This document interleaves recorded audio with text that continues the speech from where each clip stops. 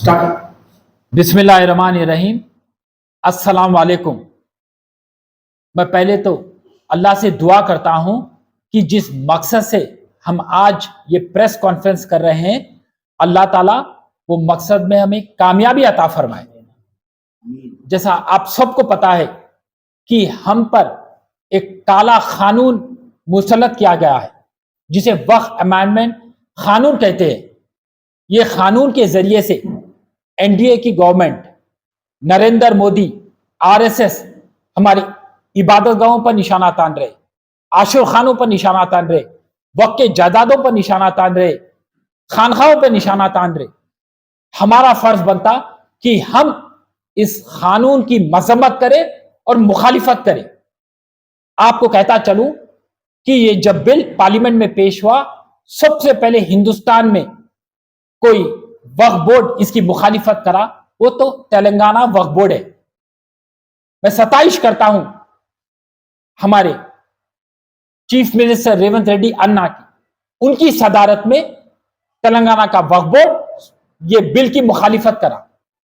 अब वो बिल जाकर कानून बन चुका और ये कानून लागू हो चुका।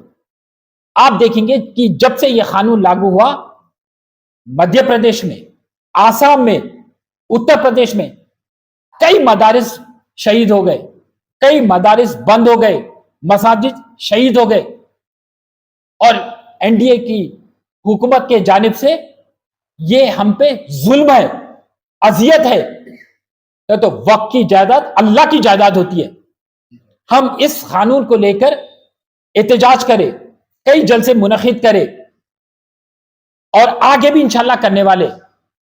अपने आप में एक अहद कर लिए कि जब तक जान में जान है, हम ये कानून की मजम्मत करते हुए इसकी मुखालिफत करेंगे।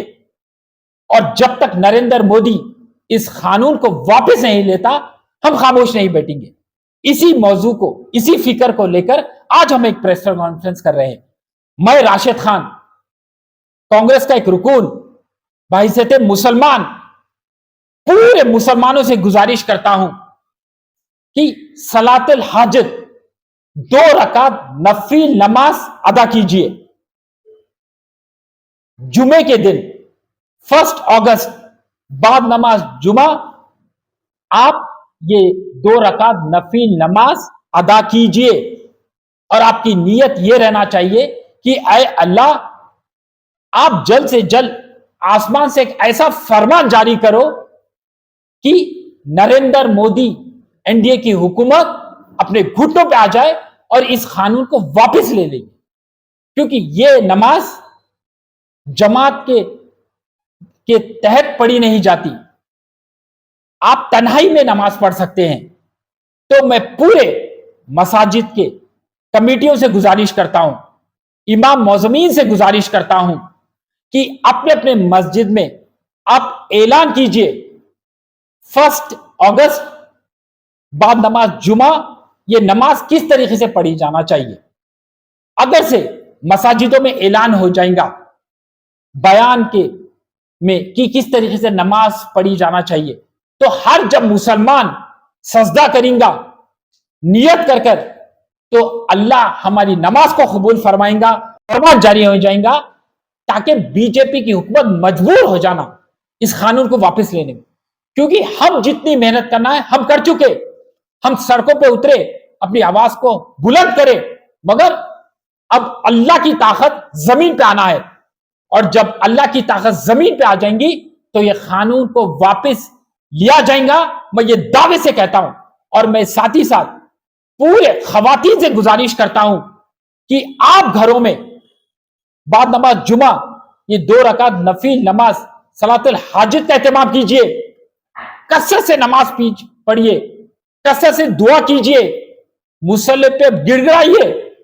तो अल्लाह हमारा रहबर है, अल्लाह हमारा मुहाफिज है और अल्लाह की ताकत से ही यह कानून को रद्द किया जा सकता है। हम अल्लाह के सामने रुजू होंगे तो अल्लाह जरूर हमारी हाजत को पूरी करेगा। मेरा ये दिल से मानना है, जितने लोग के जबान पर कलमे इलाही है, मैं उनसे गुजारिश करता हूं, तुम्हें अल्लाह का वास्ता नमाज पढ़ो, اللہ سے دعا کرو کہ تو آج ہمارے مساجد خطرے میں ہے، وقت کے جائیداد خطرے میں ہے، فرقہ پرست طاقتیں ہمارا وجود مٹانا چاہ رہی ہے، ہماری شناخت مٹانا چاہ رہی ہے۔ اگر ہماری شناخت کو برقرار رکھنا ہے، ہمارے وجود کو برقرار رکھنا ہے، تو اللہ کے سامنے رجوع ہونا ہے۔ بندے کو اللہ کی ضرورت ہے، اللہ کو بندے کی ضرورت نہیں ہے۔ اللہ کے سامنے رجوع ہوئیں گے تو ہم یہ فرقہ پرست طاقتوں کو مجبور کر دیں گے قانون واپس لینے کے لیے۔